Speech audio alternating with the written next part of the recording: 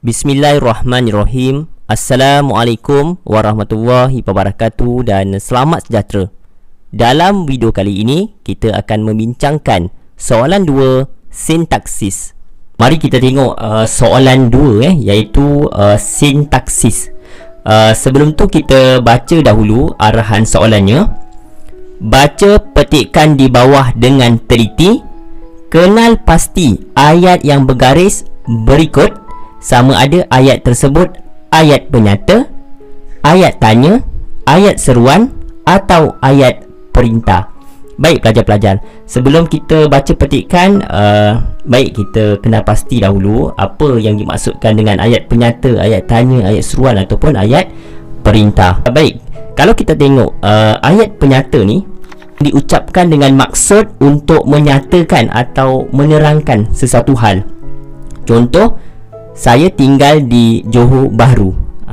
Itu ialah ayat penyata. Maksudnya ayat ni nak menyatakan atau menerangkan sesuatu hal. Yang kedua, ayat tanya. Ayat tanya.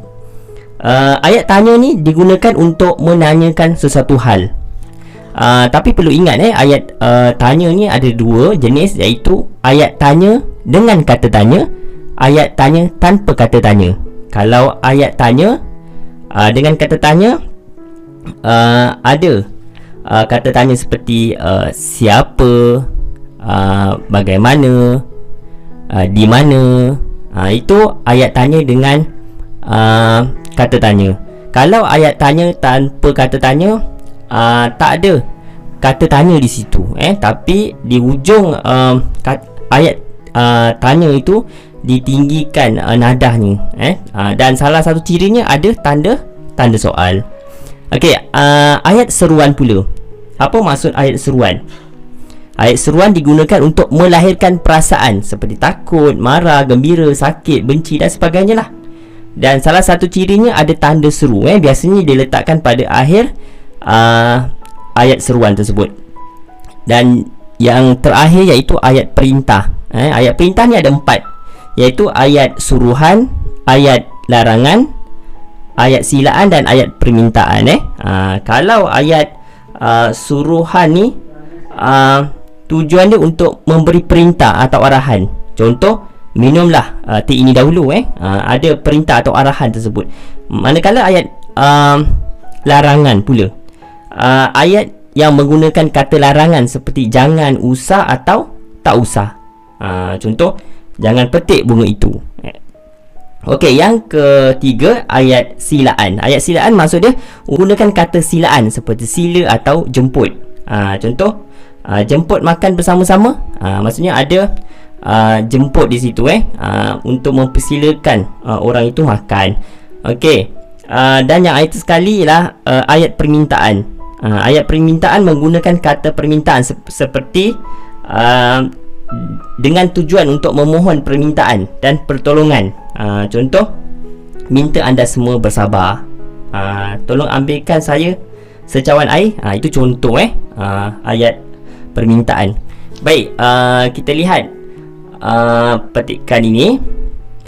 Kalau kita tengok soalan ini memperuntukkan 6 markah 6 markah kepada pelajar-pelajar. Baik, kita baca petikan bersama-sama. Apakah cara terbaik menjaga pemakanan seseorang supaya lebih selamat?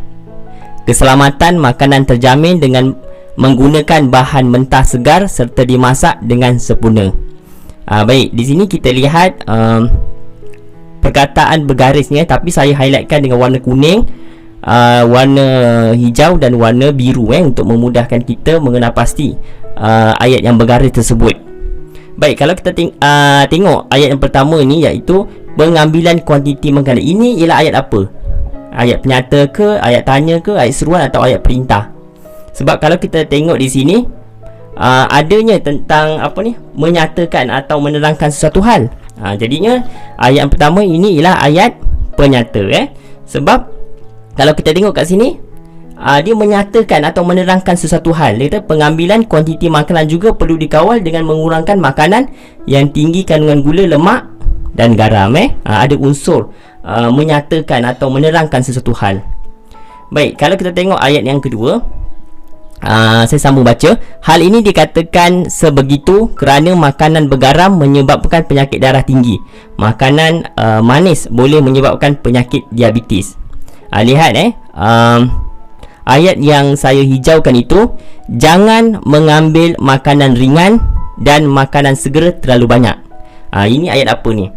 Kalau kita lihat di sini ada kata larangan di sini, iaitu jangan. Kalau kita lihat kata larangan ni, biasanya kita guna 3, iaitu jangan, usah dan tak usah. Jadi jangan ni sudah tentulah ayat larangan, iaitu melarang mengambil makanan ringan dan makanan segera terlalu banyak.